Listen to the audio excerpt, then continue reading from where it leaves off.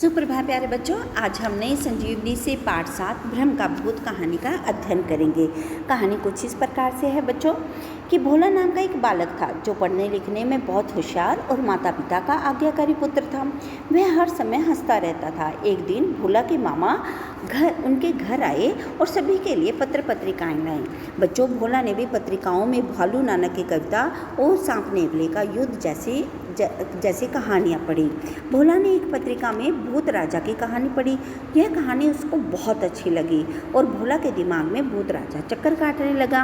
वह भूत राजा की कहानियाँ पढ़कर खुश रहता और अपने संगी साथियों को सुनाता। भूत राजा की शक्लें बना कर हुर हुर की आवाज़ें भी निकालता। बच्चों, ऐसा कुछ दिनों तक चलता रहा, लेकिन अब क्या हुआ कि भूत राजा की कहानियों से अब उसे डर लगने लगा। वह घर के कोने में छिप जाता और अपने संगी साथियों से भी वह अब कन्नी काटने लगा। भोला के व्यवहार में आई इस परिवर्तन को देखकर सभी हैरान हो गए। उसके माता पिता भी परेशान हो गए, क्योंकि वह अब आधी रात को भी डर कर उठने लगा और जोर जोर से चिल्लाने लगता कि भूत राजा अब उसे खा जाएंगे, मुझे उससे बचाया जाए। बच्चों, चिंतित माता पिता उसको डॉक्टर के पास लेकर जाते हैं। डॉक्टर ने भी जांच के बाद कोई बीमारी का लक्षण नहीं बताया। अब क्या हुआ कि भूत राजा जो थे बच्चों, भोला के मन और मस्तिष्क में घर बनाकर घुसकर बैठ गया। ऐसे ही काफ़ी दिन बीत गए। भोला में आए इस परिवर्तन से उसके माता पिता चिंतित रहने लगे। एक दिन गांव में एक साधु आया। साधु को देखकर गांव वाले खुश हो गए। साधु के पास भोला के पिता भी जाते थे, लेकिन इस बार वे साधु के पास नहीं गए। तो साधु ने पूछा और गांव वालों ने बताया कि उनके बेटे भोला के दिमाग में भूत घुस गया है, यानी कि उसको भूत की बीमारी हो गई है। इसलिए भोला के परिवार के सभी लोग दुखी हैं।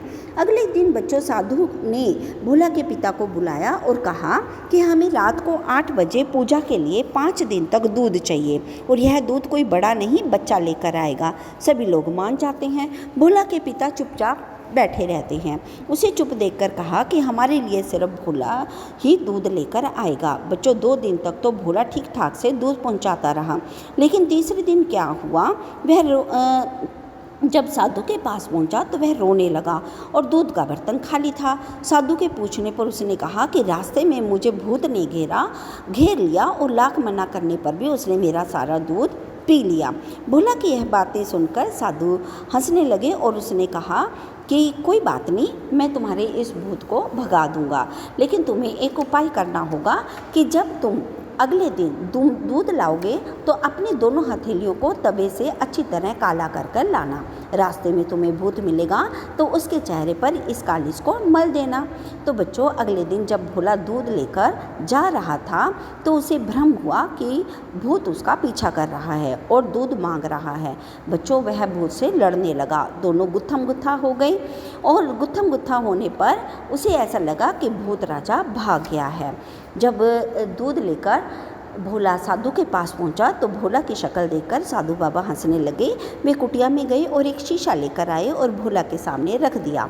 भोला ने शीशे में जब अपना चेहरा देखा तो वह भुचक्का रह गया। क्योंकि उसका सारा चेहरा काला हो गया और वह शर्म से गड़ गया। साधु ने भोला को समझाया कि बेटा, अब तुम समझ गए होगे कि भूत कहीं भी नहीं होता, यह सिर्फ हमारे मन का भ्रम होता है, वही भूत बन जाता है। बच्चों, भोला उस दिन के बाद बिल्कुल ठीक हो गया। इस कहानी का अध्ययन अब आप अपनी पुस्तक में भी करेंगे।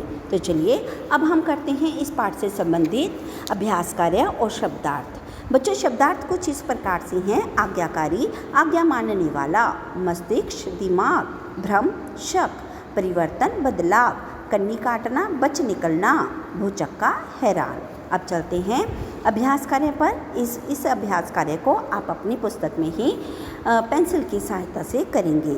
सही विकल्प पर ठीक का निशान लगाएं। मैं केवल आपको उत्तर ही बताऊंगी। प्रश्न है, भोला कैसा था? उत्तर उपरोक्त दोनों, यानी कि पहला होशियार, आज्ञाकारी और तीसरा है उपर्युक्त दोनों। तो बच्चों, इसका उत्तर है उपर्युक्त दोनों, यानी कि पहला और दूसरा मिलाकर।